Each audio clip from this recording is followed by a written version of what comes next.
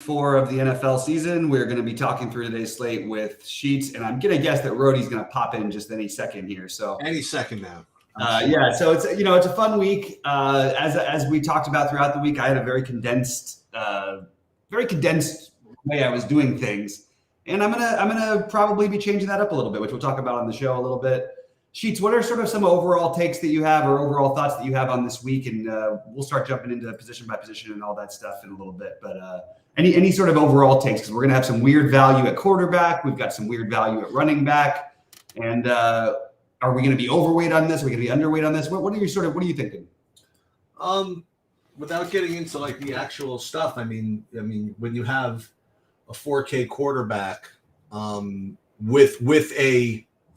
with two receivers that people were going to play anyway, it's it further puts pretty high importance on that game. Not to mention the Chargers on the other side of it. So the Buffalo Miami thing, like you said, and the from earlier in the week and the Chargers, whatever. I think it's the two of those are going to garner quite a bit of the love, which probably they should. And in Millie Maker stuff, you have to try to figure out how to get different, I guess. But remember last week, everybody tried to get different. Watch the chalk just smash. So that's my overall take from this week. I'm curious to just go through the normal process of everybody going through their games and whatever. That sounds good. Yeah, me too. I'm looking forward to getting into it. Rhodey, how you doing today, man? Doing good, man. How you guys doing? Doing pretty good. Just trying to sift through all this stuff. What we want to do, with the chalky and we say quarterback. There's a cheap quarterback. Now there's cheap quarterbacks that you can play with very skinny stacks. That especially, I'll tell you right now, the Cleveland. He's a UCLA kid, so I'm pretty familiar with him.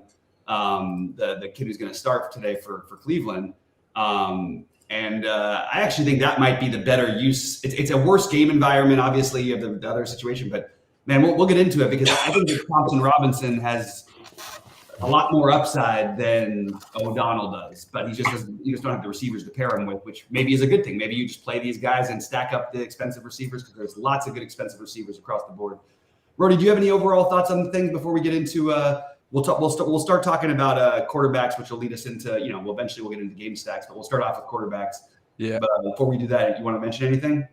Yeah, I mean, I don't really got much. I mean, this is a lot of news still breaking still now too with a bunch of new stuff here. So I'm kind of switching around some builds I already had, and we're going to see how the projections update a little bit as we go through the show and see what your guys' thoughts on like that kid you're talking about, see how he looks. I've heard good things about him. He's getting hyped up a little bit. So maybe that game will look a little bit better to me as we talk through the show here. Yeah, and for what it's worth, he was a fifth-year senior, the kid from Cleveland, and we'll get into it for quarterbacks. What I've got, my original plan was I was going to play 4 or 5 quarterbacks, period. That was it. And then it was going to be very heavily focused on Tua and Josh Allen. Now, they are still my highest-owned quarterbacks by a pretty good ways. But I have, because of this value, and I'm going to go to Sheets and then Rhodey after that on this, because of the value with O'Connell in a game environment that we obviously like. And then because the Thompson Robinson price, I think you can just play skinny, like those guys with one receiver and still stack up that for me, for the Miami Buffalo game. You could even play the Thompson Robinson and still stack up the Chargers and Raiders, which will be a very unusual build. But I'm into those. And then I've gotten much more when I started looking into it. I think the game with the most plays projected by, I think 5 or 6 plays, it's a pretty good ways, is the Rams and Indy. So I'm getting a little more exposure to that game than I thought, but it's mainly going to be Tua and Allen for me. Herbert is number 3. Number 4 is O'Donnell / Thompson Robinson. And then Josh Fields is my other one. And I have 1 or 2 Joe Burrow stacks out there. So that's the way I'm doing it, but it's still pretty heavy focused on the Miami Buffalo for me. How about you, Sheets? And then we'll get into Rhodey. I have a question before we kind of get going. What do you think O'Connell's ownership is going to be in the Millie Maker? Well, I think so I'm curious. That's the thing that's really hard to gauge. I think it's going to be pretty high, would be my guess. I would bet you if he's not the most popular quarterback, I would bet you he's in the top 3 or 4. I really do. Yeah. So the answer to that is going to really drive what I end up doing. Because the ownership projections that I have are just way too low on him. And as a result, I'm getting way too much of him, I think. Like, I'm currently running my builds with a projected ownership of 8%. And it just has to be higher. I actually think 8% would put him that might put him number one. There's no, I don't have it. I mean, 'cause none of the other quarterbacks are going to be, you're not looking at guys who are going to be 15% owned at quarterback today. That's true. That's definitely true. But just to go with what I have now, which just so you guys know, I'm going to run stuff after this because I've not run anything with Watson out yet. I didn't put new projections up with Watson out. That's the last thing I did was run projections, and then I found that Watson was out. But right now, if I'm just going to list it by what do the actual quarterbacks, O'Connell. I have 35% of him in the Millie Maker. And then the only guys I have over 10% above that are Justin Herbert at 20 and then Josh Allen at 12. And everybody else is just spread. Yep. So right now it's O'Connell with garnering just an overwhelming amount of the ownership. Now, because of the news to Watson, do you maybe want to rerun something and see? I'm going to. That's the whole thing. Yeah. See if you want to get some of the Robinson. I just think that could end up being a play. And the one thing that's great about that guy is he does have wheels and he will run. O'Connell's definitely a pure stand in the pocket passer. Yeah, and I just want to say I would not be at all surprised if O'Connell does not play the second half or something. I mean, if they're down like 26-0 or something, or 28-0 or whatever you want to make the score be, I do think Brian Hoyer comes in at some point. They'll have to be somewhat competitive, I think, for O'Donnell to stay in there. That's just my take. I don't see why. I actually don't know why Brian Hoyer isn't starting this game. It almost feels like a tanking thing to me. So it worries me a little bit. Rody, what are you doing at quarterback? Yeah, I played a lot of these cheap guys last week, and now everyone's wanting to go to these cheap guys this week. So I've been kind of wanting to go with these higher quarterbacks this week. So yeah, I mean, I like Herbert a lot this week, and if it brings down his ownership, that's fine. I'm not as much on the Josh Allen. He's a little priced up. Maybe on FanDuel a little bit more. Matthew Stafford, that Indy Rams game, Anthony Richardson, I like those two quarterbacks a lot in that game. Mm-hmm. So I'm going to target those a little bit. And I got some Tua going and a little bit too. So I really like that game a lot too. So those are kind of, and then I'm throwing in some of the cheaper quarterbacks, just sprinkling them in some other lineups. So that's kind of what I'm doing. Yeah. And it's funny because football's funny because you go through this whole week with the plan, and I was looking at my owner, like literally I was going to have 40% of Tua and 40% of Josh Allen going into the week. And now I'm just sort of like, I'm still spreading out a little bit, but I'm looking at my exposures, and it looks like I still have a very healthy 20+% of. I have 29% Allen, 21% Tua, so I'm still pretty heavy on that one personally. All right, this is a weird one at running back, and it really depends on lineup construction. Okay, because we can talk through a lot of things. I'll just go first and talk about my exposures. I don't have any running back currently above 26% ownership for me. And I'm spread out a little bit, and I'm using a little bit of Khalil Herbert because I have that game a little bit tagged, and he's 4,700, and he's still the RB1. It's obviously not ideal, but 4,700 against Denver is kind of hard to ignore after they just gave up 9 million yards and 8 touchdowns rushing last week. And the 8 touchdowns part is not an exaggeration. Javonte Williams, who I mentioned as I predicted to be on the other side of that game, he was my millionaire prediction winner for this week. I do love Javonte Williams. I think he's going to have some ownership as well. Mostert, Williams, and Herbert are my 3 highest owned, right with James Cook. Just beneath them, I have Tony Pollard, Kyron Williams, Josh Jacobs, Josh Kelly. I am going to play I can never pronounce his name right. I am going to go back to that a little bit just because I think that he showed enough to obviously warrant a lot more touches, which may take away a little bit from Mostert. I also like Madison, Swift, and then a little bit with my Burrow stacks. I have some Derrick Henry. I'm lower on Sanders than everyone else is. We'll see if he plays or not. If not, I have no problem using Chuba Hubbard. And then a little bit of Moss and Kamara, but mostly it's going to be focused on the 15% plus guys are the Kelly, Jacobs, Williams, Pollard, Cook, the other Williams, Mostert, and Herbert. How about you, Sheets, at running back? Well, again, with the caution that I have to rerun stuff and might not end up being what I end up doing at the end. Right now, I have just an overwhelmingly uncomfortable amount of Kyron Williams. I have about, right now, even in the Millie Maker, like 60% of him right now. That's one way to get over the field on a pretty chalky running back. Yeah. At least. I have him 20-25% owned here. But I'm getting even more of him. So that's where I'm at. And then underneath that, the only guys I have, well, I have a couple guys over 10%, but guys over 15 I have, I guess, are Josh Jacobs coming from that game. And right now, the aforementioned Miles Sanders, and that's just probably something I don't end up doing, if you want to know the truth. That might be one I just kind of moved down a little bit. Yep. How about you, Rody, running backs? Yeah, I mean, you guys said a lot of the good ones. Like I like a lot of them. I have a lot of Williams as much as Sheets. We'll see where we end up on that. Kamara's back this week too. I'm getting a little bit of him. I kind of like him for some reason. I don't know why. I talked that Saints Bucks game in the DFS pick show this week.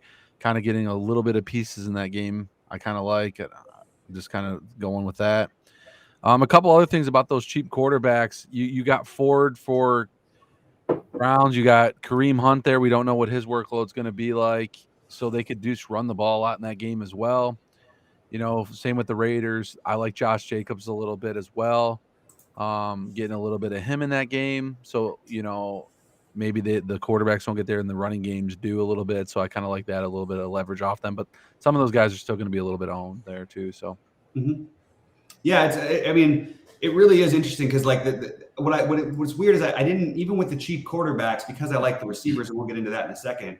I noticed that I just didn't get to guys. I'll save them for the afternoon slate, the McCaffreys. I still have a lot of Pollard, but I wanted to play more McCaffrey, more some of these guys coming into the week a little bit more, take a shot with the Derrick Henry and all that. But I just like receiver a little bit too much to not want to spend my funds there. So I'm just going to go through it. I'm heavier on Diggs than I am any other receiver by a pretty good amount. Gabe Davis is my second highest owned receiver. My third highest owned is Jalen Waddle, followed by Keenan Allen. Keenan Allen, actually, I think I have the most amount of tournament buy-ins along with Diggs. Just in terms of actual ownership, I have him fourth. Tyreek Hill, all these guys are above 25% for me. Devontae Adams. I'm playing some of these fringy cheap ones too. I have the Josh Palmer and the Quentin Johnston, which I don't think is that fringy. But I do think Tyler Boyd is in a really good spot for a pass funnel defense for when they have Burrow getting rid of the ball quickly. You might see him get heavily targeted again like he was last week. And I think they have a better chance to score more points in this one. So I do like Tyler Boyd quite a bit as a spend out. I like Braxton Berrios. I'm going to use some of him in my Miami stacks. He's one of the cheap guys. I'm also using a little bit of Hasty. That's like 3%. But Hardy. Just because I want to get like more exposure to even the cheap stuff in that game. I also have Jacoby Myers at 20%, Jamar Chase at 15%, Michael Pittman at 10%, T. Higgins at 10%, Nakua at 10%. But the main guys for me are the Miami Chargers and Buffalo, and I'll be well overweight on all those guys. How about you, Sheets? Yeah, I have just a billion percent of Keenan Allen right now. Again, one way to get over on the highest owned receiver is to just get all of it, pretty much. So that's what I have right now. I mean, just it's kind of almost embarrassing to say how much I have right now. Like 74%, like Keenan Allen. All right, in the Millie Maker. So, needless to say, between all that O'Connell and all that Keenan Allen and all that Kyrie Williams, I am not going to be winning any money for like a long time today. Let's put it that way. Yeah. Because all those guys are from the 4 p.m.s. But what that also means, by the way, is that if Buffalo, Miami just go freaking ballistic, then I can just, then I can do other stuff, right. In later games. I could go to like Debo and like some some more San Fran, more Cowboys or whatever. Which I don't mind actually. And we'll get to stacks, I guess, but I don't actually mind those types of blowout stacks like the Cowboys today and the Niners too. I think that those can be very low owned with and maybe deliver here. Anyway, I like everything you said until you lost me at Cowboys blowout. I'm not so sure about the Cowboys blowout today, but I do like the idea of the Niners being a blowout. Keenan Allen, and then just kind of an uncomfortable, Adam Thielen. He's just so freaking cheap. I don't know. But I like that. Joshua Palmer again, Diggs, pretty much the guys you said. Well, three guys I'll give you. Actually, I'll throw 4 more in. Cortland Sutton I know people are going to be playing that Chicago game, and I hear a lot of like run backs with the running back from Denver, which certainly makes sense. But I like Cortland Sutton. I'm going to go back to the George Pickens thing that I had earlier this week. He's still showing up as a decent play, and then the cheapo from the Colts, the Josh Downs. Then I do have 20% of DeAndre Hopkins. That's interesting, I guess. So I like the Hopkins play too. I think that's the range. That there is a weird 5K range that could actually, come close to equating the value at the very top, and that's the other way of building. That's the Pickens, like you mentioned, Hopkins. I would throw Michael Thomas into the mix, who Rody mentioned on our other show. Those kind of guys. It's a different type of build, but it's actually one that I think you can feel pretty good about because there is certainly a ceiling for those guys. Rody, what do you have at wide receiver? Well, I really there for a minute there. I thought I was going to have a lot of guys to mention, and then she just started rattling off all those great plays. So, sorry. No, Josh Downs, all those 5Ks, a little bit of Hopkins. I'm getting to more now. No Treylon Burks there. I do like Michael Pittman. I think one you didn't mention was Zay Flowers at 5'6", right there, kind of low owned.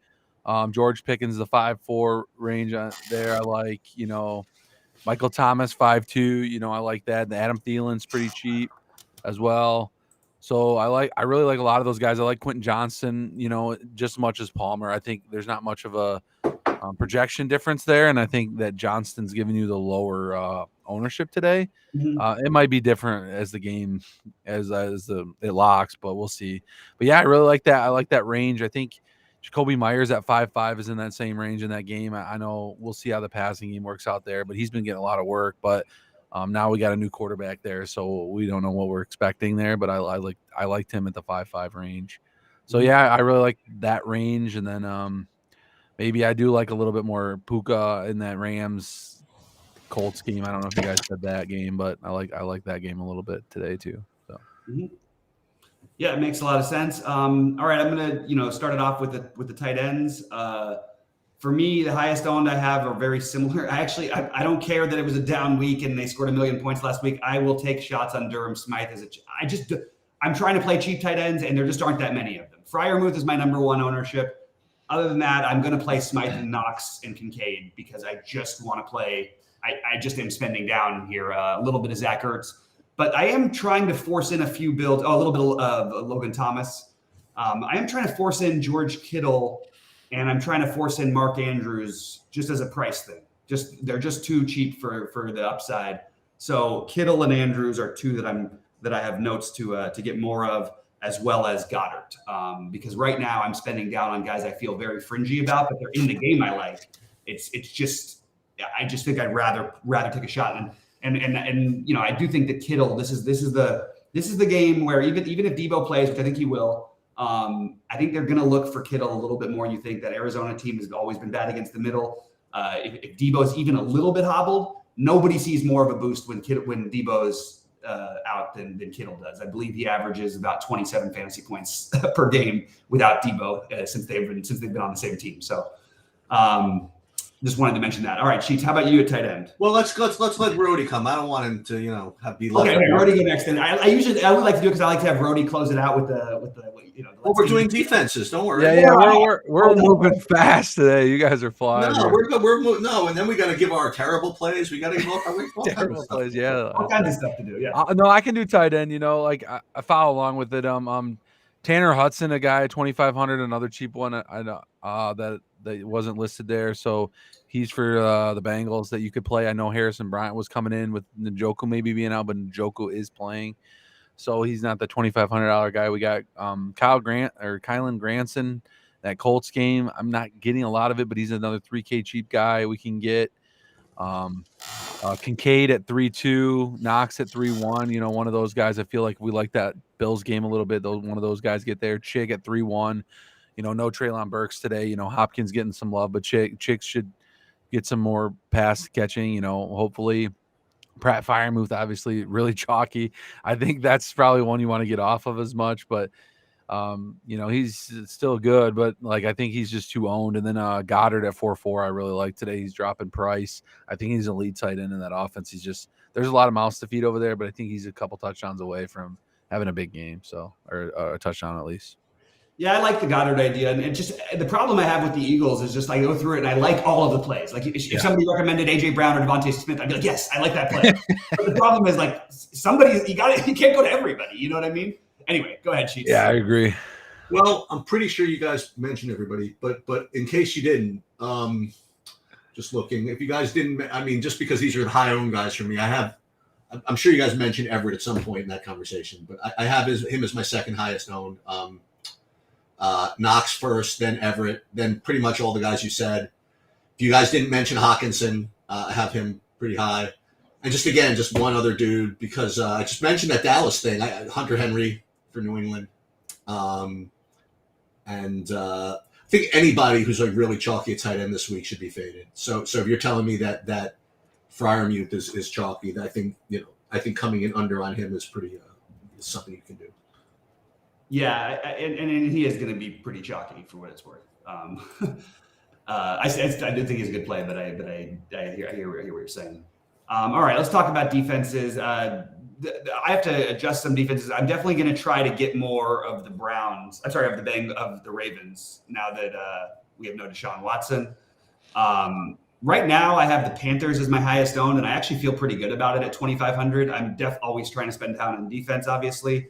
I have the Panthers, Chargers as my favorites, and I just ended up, because I needed the extra money, with a good amount of the Cardinals. And I don't feel great about it, but I don't feel terrible about it either. I don't think it's automatic that San Francisco doesn't run a style that it's all that risky, and they probably won't have to today. But you never know. Arizona gets off to an early lead, one bad pick, back throwing off his back foot by Purdy, and who learned from Garoppolo seemingly to do that. So I could see that happening. So those are the only ones that I have above 10%. But then, like I said, I want to get to more of the Ravens. I want to get to more of the Vikings, and I want to try. Like, I think the Eagles are an amazing play, but I just think it's so crazy to spend $4,700 on a defense. I can't quite do it. But I'm trying to see if I can find some builds that feel comfortable where I can play them. That's what I've got. We'll go to you, Rody. I'm sorry, we'll go to you, Sheets, and then we'll go to Rody because, no, we got other stuff. I can go if you want. Yeah. Let's see. Yeah, I mean, I like the same defense as you do, so maybe Sheets has got some lower owned sleeper plays we got coming up. But I mean, the Panthers are the one that I'm on the most. The Browns, I'm getting a little bit at 2,800. I am dipping down to a few of the cheap ones as well. I have a Cardinals one, but I did get a couple like Commanders even against the Eagles and Raiders one, just like couple one-offs in there. I played all four of those cheap ones. A little bit of the Bears too against Denver. They have not very great, so I threw them in there. So I'm basically that 2,800 and under, just kind of mix and match in all of them a little bit. And then my spend up ones, 3-2 of the Ravens. I did get a couple of those just recently in some builds, so I do like that at 3-2 on DK. And then that's kind of where the top for me is going. So, yep. How about you, Sheets? Yeah. So the first week of the season, I gave my speech about how you're not supposed to play the chalky defenses and that you should come in under on the Commanders, and the Commanders were in the winning lineup. Last week, I came in saying that you shouldn't go more than 20% of a chalky defense, so you shouldn't go over on the Bills. And Bobby interchimed and said, I know, Sheets, that you say you're supposed to do that, but on this particular occasion, I just think the Bills are just kind of a lock and you should go in over on them. And they were in like every winning lineup. So what the hell do I know? So the defense that fits that to this week is probably Cleveland. Cleveland is rates to be the chalkiest. They rate to be the one that I get to the most, which further emphasize that they're probably going to be the chalkiest. So I would not get more than, say, 15% of the Browns if that's the case. You touched on some of the others, except for one. So you touched on the Panthers, who I have, the Bears. But the guys I have right now who's second highest owned of the Browns are the Saints. So I will throw that into the mix against everybody's favorite Baker Mayfield. Oh, I love it. Look, if you could tell me if they were like cheaper, you would only hear me. I'd be like, you know what? We just lock in Carolina against what's his name? Cousins, and then we lock in them the Saints if they were just a little bit cheaper against Baker, and I would have been happy. Although Baker, for a brief moment, had the record of any quarterback with the longest time without throwing a pick, and right when they announced it. He threw a pick. It's brutal when that happens, isn't it? I feel like it always happens. I feel like every time they say it always happens. Yeah. All right. So we talked about all the plays of these positions and everything. I'll just remind you. I have a couple of things before we go on. I I do want to talk, since we do have time, I do want to talk about FanDuel specifically. Oh yeah. And see if there's any differences. And the one guy I wanted to mention was actually, well, the guy that Rhodey mentioned at tight ends on DK, and that's the Tanner Hudson. I mean, he's the minimum on FanDuel also. So sometimes, like, you guys got to get guys at 25, 2,600 on DraftKings that are just not maybe like, you know, a little bit more expensive on FanDuel or whatever, but it's very rare, whatever. You get the Stone Min on FanDuel. So I'll throw that in there. I actually think, though, but on that point, just real quick, don't you think it's so much more valuable on DraftKings than it is on FanDuel? Because on FanDuel, it's only a $300 price difference between he and Kincaid, where on DraftKings, it's a $700 price difference in a more tight formula. That's fair enough. The couple of differences I have over there are, first of all, in my overall stacks, I'm getting more of the aforementioned Cowboys over there than anything else. And interestingly, we didn't even mention Tony Pollard. I don't think we talked about running backs. I did. Oh, you did? Okay. Yeah, I got him like 20%. And this is actually kind of weird. Hold on a second. Well, I'll tell you, my brain must be so fried. Did we even go over running backs? Yeah, we did. We did, right? Yeah. Yeah, I think it was really quick. I don't think we even talked. I missed a few too. I might give a couple takes at the end. I missed a few that I missed. Yeah, I don't remember saying a single running back. You said you have it. Oh no, that's right. That's right. Kyren. That's why that's so much of him. Yeah. So FanDuel, I'm getting a lot more of the Cowboys than I was over there. So I figured I would just mention that. All right. No, let's talk about it. Let's talk about this. So just wanted to talk about game stacks. Number one, I still have Miami Buffalo. Whether or not I use the quarterbacks, even I'm still playing a ton of hell out of that game. Number two, I now have it's still the Chargers, but like I'm a little concerned about that game getting out of hand. Then I remind myself it's the Chargers. No matter what, they'll find some way to keep it close. No matter what. Yes, that's what we need to talk about, Bob. Yeah, that's then I have the Rams, Indy, and then I have Denver, Chicago. But I think I actually have more pieces from Denver, Chicago because I like both the running backs in that game. So those are my four main games that I'm focusing on today, with a little bit of Cincinnati passing love. How about you, Rhodey? Yeah, I mean, obviously, like the Chargers game the most. Probably, I think it's going to be more competitive just because the Chargers do like to blow games all the time, let teams hang around. They do stupid stuff, and the other team's right in the game. I do like that Indy Rams game a lot in the dome there. I think that's going to be a good one. And another one I'm getting to a lot is the Pitt and Houston game as well. So I really like that game a lot. They're playing faster pace. I know it's a lower total, but I think that game's going to go over. So I like the over bet on that, and I agree with you. And I did want to mention, like, it is kind of, we usually talk about this when we get cheap quarterbacks. It's interesting that you have such a like why isn't Pickett a great pivot off of these other quarterbacks who may only play a half? You know what I mean? Pickett in that game, I feel like is a really, really solid play. I actually don't mind the other side either with Stroud. But yeah, I was getting a lot of Pickett yesterday, actually, before these cheaper quarterbacks came about. So I might have to do just one little, hey, you know what? I kind of agree with Rhodey. I think I'm going to stack up one or two pieces of that game. Sheets, what do you got for stacks? Yeah, nothing fancy. I mean, Chargers, Raiders, Bills. And then like 8%, 10%ers of like nonsense, not even nonsense. I mean, these are teams I really want to play earlier in the week, but it's kind of hard to fade that Charger game, in my opinion. It's just difficult. Again, it's football. Like you said, it's not like I'm playing baseball, right? And anything's possible. But I don't know. I got really nothing aside from what I mentioned. Yeah. Okay. I did want to mention on FanDuel that the difference I noticed was that just the tight end pricing. I think that FanDuel always begs me to try and play two tight ends because you can get the 4,800. Sheets mentioned the minimum cost. Dalton Kincaid is 4,800, which is basically the minimum. So the exact minimum doesn't matter as much, but I do think that you can get like some real values in, and I mean, I've got the Diggs Hill lineups with like no sweat over there, even with Josh Allen at quarterback. Like, it's just not that hard to do. I also think that using a little bit of the Achane, however we want to pronounce it, the guy who's had the biggest fantasy game of the year by any player, At 6,400, that was one that kind of stood out to me, and I do think they're going to continue to give him looks. So that's where I'm at on FanDuel. I just wanted to throw that in there, and we'll get to Rhodey's least favorite segment. We'll do a bold takes, and then we get out of here. I'm going to stick with that. There's at least 3 players from Buffalo, Miami in the millionaire winner. That's my bold call, along with Javonte Williams in the millionaire winner. So there's 4 players for the millionaire winner. Of course I'm going to be wrong, but if I'm right, I'm certainly going to have a lot of chances because I've got that all over the place. Sheets, any bold call for you this week? My bold call is that what the hell is Sabersim not updating the Deshaun Watson, Dorian Thompson projection? That's Come on, Sabersim, get it together. give me a freaking break.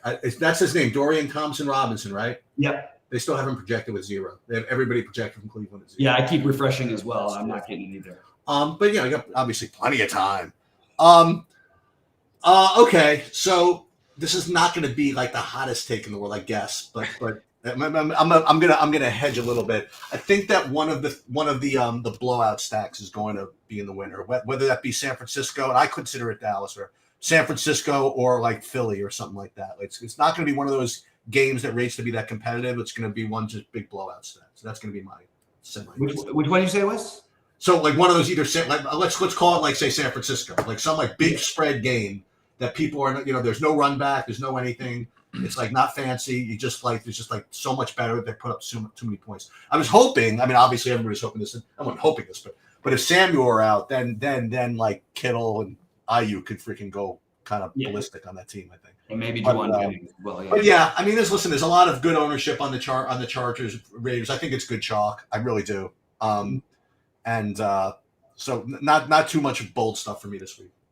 All right, Rhodey, and then you can take us out of here. We're running the lecture a little bit early. We could keep talking about some stuff. It's kind of spent. Yeah, I mean, I can give my bold take, and if you guys want to go over anything else, say your bold take. Let's do it. Mine might be a little different than what you want to hear, but I'm kind of going with what Sheets has said. With maybe one of these blowout games are kind of the one in the Millie lineup, and that's kind of my thought too. Is this Buffalo Miami game that's close spread, high total?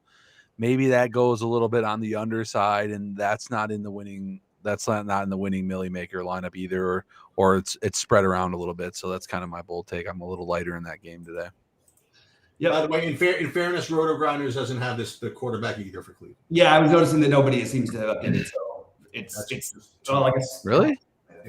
It's just a little bit slow today for some reason. They're to do this. All right. I wanted to. I kind of like the idea of what you guys are saying because I think there's a natural thing for a lot of us who have played DFS for a while that we always want the games that are high and tight, and people don't love to play. They really hate playing the blowout situations. But when you think about with that San Francisco thing, you could play a cheap Purdy with 2 receivers or not, or you could skip Purdy and play. I just think maybe you guys are right. Maybe getting a little more exposure to some of those games is a good idea. I don't know. I'm just sort of trying to rethink it. The one thing I'd point out though is that the Chargers are turning into that. By the way, what's the spread in that game now? It's like 7. Honestly, it feels like a game we should be. It feels like the Chargers should win by 30, but that means that it'll be a 3-point game for sure. I mean, keep something in mind. The Raiders do have some skill guys, and Bosa is out for the Chargers, and the other guys out for the Chargers. So I think that if O'Connell is reasonably confident, I mean, I think they'll be able to move the ball. If they would announce Brian Hoyer was the starter and they were 7-point underdogs, I might actually bet the Raiders to win the game. I do. By the way, I do want to. That's something I wanted to mention. I've been posting my bets this year. Right now, I'm 32 and 15 on my bets on the season. So I've really been doing really, really well. A lot of it's over unders, but it's gone really, really well so far. So I'm starting to just throw 100 on every game that I have bet. Although I had Atlanta to cover 4.5 today because I was able to get it 4.5, and it was looking really bad. But now Atlanta's at least back in the game. Let me tell you, the back door is wide open. The back door is wide open, exactly, just like I like it. I want the back door covers all the time. I don't even care about what happens in the actual game. Just give me the back door covers. Yep. All right. Anything else, Rhodey, before we sort of wrap things up here? Yeah, I mean, I don't got anything that more. So we talked a lot of stuff real quick today, and it was really a good show. I think getting you guys all the right picks that we want to play today. So. Yep. Have you recovered from your Packers getting smoked the other night? Yeah, I get a lot of crap for that. You're in You the know, wrong the place for it. Lions are. I live in Michigan, and I'm a Packers fan, so the Lions that one hurts for a while a lot. So, yeah, they look terrible. You know, so it's what it is. Lions are going to be a good team, I think, this year. So, Yeah. Yeah, the Lions are absolutely no joke. That team is loaded with talent. I actually was amazed that Green Bay looked like they might have a chance to come back there for a little bit. I was getting excited, and then it's just kind of like we couldn't do anything. So I was No, like, that defensive line though for the Lions was just killing them. I mean, that was brutal. yeah, it was brutal. It was hard to watch that. Keith, anything else you want to touch on before we get out of here? Nah, I'm good. All right, so Brody, take us out. All right, guys. As always, good luck today, everyone, and hope you have an amazing DFS Sunday. And as always, let's get it. Let's get it.